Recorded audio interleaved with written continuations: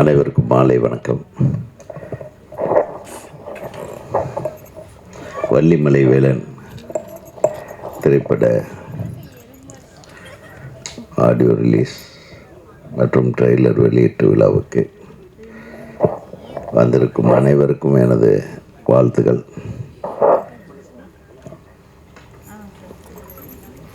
நாகரத்தினம் தயாரிப்பு நடிப்பில் நம்ம இயக்குனர் எஸ் மோகன் அவர்களுடைய இயக்கத்தில் பாட்டு பார்த்தேன். பாட்டு ரொம்ப நல்லா தான் இருக்குது. இந்த அப்பா பாட்டு ரொம்ப டச்சிங்காக இருந்தது. அப்பா பாட்டு எழுதுனது யார்? யார் பாடினது?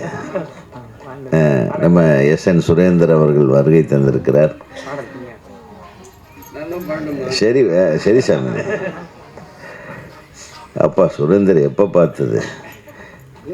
என் படத்தில் 5 விரல் கெஞ்சதடி பாட்டு பாடினார் ஒரு தடவை. நாங்கள் என்னுடைய முதல் படத்தில் நான் இவருக்கு பாட வாய்ப்பு கொடுத்தேன். அப்போ தெரியாது இவரு தான் விஜய்க்கு மாமான்னு எல்லாம் தெரியாது. ஆமாம், அதுக்கு நன்றி தெரிவிக்கிற விதமாக என்னுடைய ரிசப்ஷனில் இவர் வந்து பாட்டு கச்சேரி பண்ணி கொடுத்தாரு, காசு வாங்காமல். அதுதான் உண்மை. அப்படி நண்பர்கள் நாங்கள். ஸோ பார்த்திங்களா, சினிமா எவ்வளோ அழகான லிங்க்குகள் இருக்குது பாருங்கள். இது அழகான உறவுகள் இருக்குது. அதனால் போகிற போக்கில் எல்லாம் பண்ணுங்கன்னு சொல்லிட்டு போகிறதில்ல, பண்ணுறதுக்கு வழியே சொல்லணும். அந்த இதுக்கு முன்னாடி பேசிட்டு போனார் என் அன்பு சகோதரர். குடும்ப படங்களை தயாரித்து இயக்குவதில் பெயர் போன திரு வி சேகர் அவர்கள் சொன்னார்.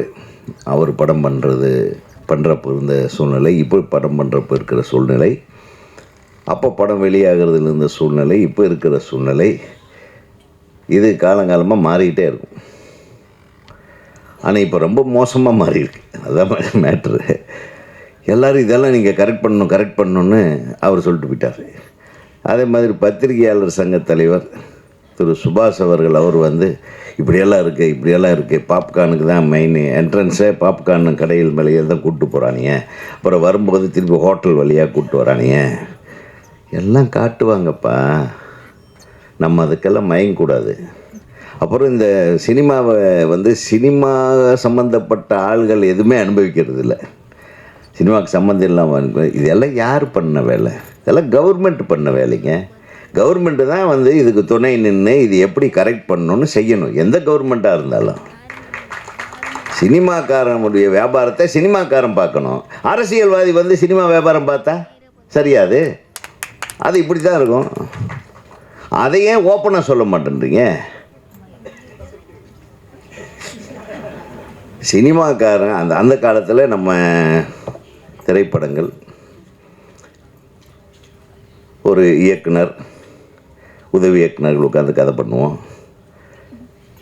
தயாரிப்பாளர் கதை ரெடிங்களா, அவுட்லைனு ஹீரோ கிட்ட சொல்லிட்டிங்களா? ஹீரோ அவ்வளவு சீக்கிரம் கதையெல்லாம் ஓகே பண்ண மாட்டாங்க. அப்புறம் ப்ரொடியூசர் கேட்பார், எல்லாருமே கேட்பாங்க. அப்புறம் எங்கள் சில ப்ரொடியூசர்கள் எதுக்கும் ஒரு வார்த்தை நம்ம டிஸ்ட்ரிபியூட்டர்கிட்ட ஒரு தடவை ஒரு நாள் சொல்கிறீங்களாம்பார். அந்த டிஸ்ட்ரிபியூட்டர்களுக்கு கூட அந்த கதை ஞானம் இருக்குது.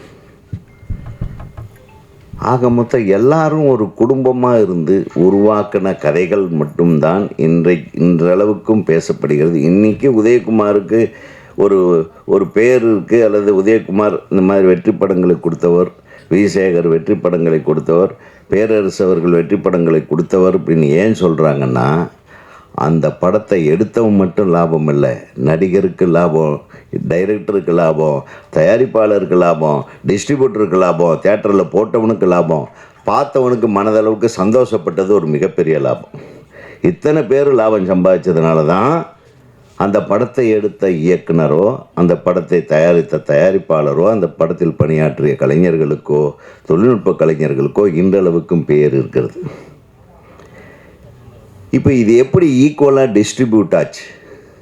அதுக்கு பத்திரிகையாளர்கள் தான் மெயின். ஒரு படத்தை நான்லாம் வந்து சின்ன கவுண்டர் படத்தை எல்லா பத்திரிகையாளர்கிட்டையும் இன்டர்வல் வரையிலும் கதையை சொல்லிட்டேன். எங்கே கூப்பிட்டு பொள்ளாச்சியில் ஒரு ரூம் போட்டு எல்லாத்துக்கும் ஒரு 40 பேர் இருப்பாங்களா? எப்படி நம்ம 20 பாருங்க கணக்காக சொல்கிறாங்க. அத்தனை பேர்த்துக்கு கதை தெரியும். இன்றைக்கி எந்த டைரக்டராவது ஓப்பனாக கதையை எவனாச்சுக்கிட்ட சொல்ல முடியுமா சொல்லுங்கள்? அது யாருக்கிட்ட சொல்லியிருக்கேன்? என்னுடைய பத்திரிகை நண்பர்களை பற்றி எவ்வளவு கண்ணியமானவர்களாக இருந்தோம். அப்போ இன்னைக்கு இல்லையா? இன்னைக்கு ஒரு சிலர் கண்ணியமாக இல்லை. அதனால் மற்றவங்க கண்ணியமாக இருக்கிறதா இருக்கக்கூடாதான்னு தெரியாத கன்ஃபியூஷனில் இருக்காங்க. சினிமா எங்கே சரி செய்யப்பட வேண்டுமோ, ஒரு சினிமாவுக்கு அந்த காலத்தில் சொல்லுவாங்க, இந்த பராசக்தியே எடுத்துக்கங்க, ஒரு 10-15 நாள் ஷூட் பண்ணிட்டு இந்த படமெல்லாம் வேண்டாம் அப்படின்னு ஏவி மேயப் செட்டியார் சொல்லிட்டார். சிவாஜி வேண்டாம், இந்த மாதிரி இந்த படத்தை அப்படியே தூக்கி போடுங்க. அப்புறம் இன்னொரு இணை தயாரிப்பாளர், அவர் பேர் என்ன, பெருமாள் முதலியார், அவர் படத்தை பார்த்துட்டு இல்லை சிவாஜி தான் இருக்கணும், இந்த படத்தை திருப்பி எடுக்கணும். அப்படி ஒரு கருத்து மோதல்கள் அதன் விளைவாக ஒரு நல்ல விஷயங்களை, ஒரு நல்ல ரிசல்ட்டை கொண்டு ஒரு படத்தை உருவாக்கின காலங்கள் வேறு. இன்றைக்கி தயாரிப்பாளருக்கு என்ன அவங்க படம் எடுக்கிறாங்கன்னு அவங்களுக்கே தெரியல. பெரிய படங்கள் இருக்கிற தயாரிப்பாளர்கள் அப்படி தெரிஞ்சுக்கணுன்னு ஆசைப்பட்டாங்கன்னா அவங்க படம் பண்ண முடியாது. புரியுதா? இப்போ யாருக்கு தெரியும்?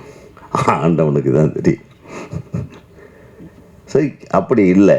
சின்ன படங்கள் அவன் அந்த தொப்புள் கொடியிலிருந்து அப்படியே போட்டு வளர்த்து எடுத்து அது எப்படியாவது ஒரு கதை பண்ணணும், இப்படி ஒரு கதை பண்ணோன்னு அவன் தவம் இருந்து கொண்டாந்து அது ஒரு நல்ல படத்தை ஒரு நல்ல தயாரிப்பாளர் கிடச்சி பல கஷ்டங்களுக்கு நடுவில் ஒரு படத்தை தயாரித்து முடித்தவனுக்கு தேட்டர் கிடைக்கிறதில்ல.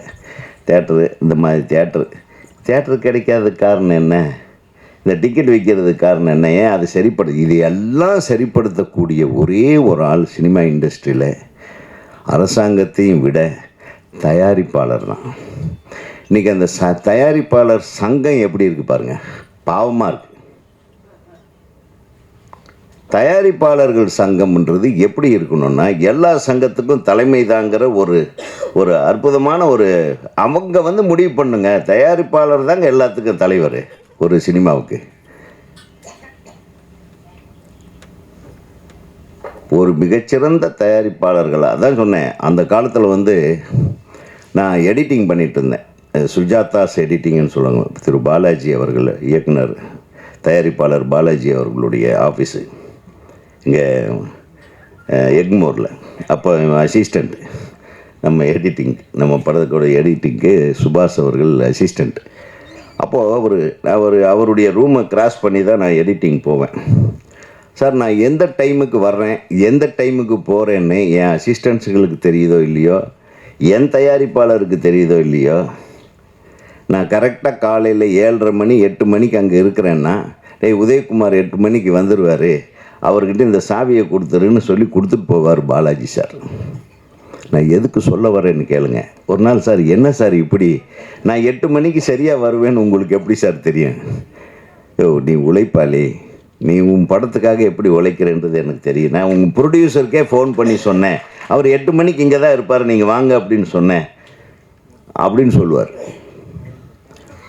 அப்போ அவர்கிட்ட நெருக்கமாக உட்காந்து பேசும்போது தான் தெரிஞ்சுக்கிட்டேன். அவர் ஆஃபீஸில் உட்காந்துருப்பார், அவருடைய படப்பிடிப்பு எங்கேயோ நடந்துகிட்ருக்கோம். சிவாஜி, ஜெயலலிதம்மா இவங்கெல்லாம் நடிச்சிட்ருப்பாங்க. ஒரு இயக்குனர்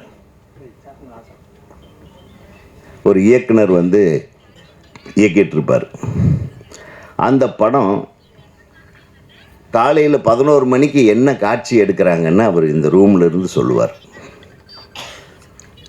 எந்த ஷாட் எடுத்துகிட்ருப்பாங்க, 11 மணிக்கு அந்த சீன் ஆரம்பிச்சிருவாங்க, 2 மணிக்கு இந்த சீனு, கரெக்டாக 5 மணிக்கு என்னப்பா ஷூட்டிங் முடிஞ்சிருச்சான்னு இங்கேருந்து ஃபோன் பண்ணுவார். ஊட்டியில் இருந்தாலும் சரி, கொடைக்கானலில் இருந்தாலும் சரி. எப்படி நான் கரெக்டாக சொல்கிறீங்க? இல்லை, எனக்கு டைரக்டரை பற்றி தெரியும். அவர் கரெக்டாக அந்த டைமில் எடுத்து அந்த டைமில் எத்தனை ஷாட் எடுக்கிறாருன்றது முதல்ல எழுதி கொடுத்துட்டு போகிற டைரக்டர்களும் அதை தெரிந்து கொண்டிருக்கிற தயாரிப்பாளர்களும் இந்த இண்டஸ்ட்ரி. இன்றைக்கி எத்தனை தயாரிப்பாளர்களுக்கு சினிமான்னா என்னன்னே தெரியாத தயாரிப்பாளர்கள் நிறைய பேர் இருக்காங்க. இங்கே மாட்டிக்கிட்டு தெரிஞ்சுக்கணும்.